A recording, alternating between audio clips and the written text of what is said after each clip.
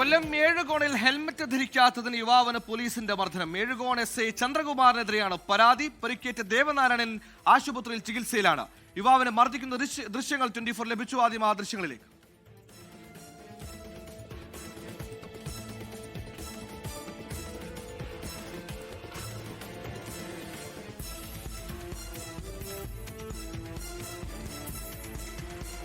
അരുൺരാജ് കൊല്ലത്ത് നിന്ന് വാർത്ത വിശദാംശങ്ങളുമായി ചെയ്യുന്നു. അരുണ്, ചോദ്യവുമില്ല ഉത്തരവുമില്ല, ഇറങ്ങുന്നു, തല്ലുന്നു, പിന്നെ സംസാരം. ഇത് എവിടത്തെ പോലീസിംഗ് ആണ്? സുഹൈൽ, പോലീസിന്റെ കാടത്ത മുഖത്തിന്റെ വീണ്ടും ഒരു ഉദാഹരണമാണ് ഈ കാണുന്നത്. ഹെൽമറ്റ് ഇടാത്തതിനാണ് യുവാവിന് പോലീസിന്റെ മർദ്ദനം ഉണ്ടായിട്ടുള്ളത്. എഴുകോൺ എസ് ഐ ചന്ദ്രകുമാറാണ് ബൈക്കിലെത്തി യുവാക്കളെ മർദ്ദിച്ചത്. ആദ്യഘട്ടത്തിൽ ഈ യുവാക്കളുടെ ഫോട്ടോ എസ് ഐ എടുത്തു. തുടർന്ന് ഈ പിന്തുടർന്നെത്തിയ പോലീസ് സംഘം വാഹനം തടഞ്ഞു നിർത്തി മർദ്ദിക്കുകയായിരുന്നു.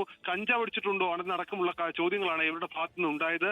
ഇപ്പോൾ നിലവിൽ ഈ മർദ്ദനമേറ്റ ദേവനാരായണൻ കൊട്ടാരക്കര താലൂക്ക് ആശുപത്രിയിൽ ചികിത്സയിലാണ്. കഴുത്തിനടക്കം പരിക്കേറ്റിട്ടുണ്ട്.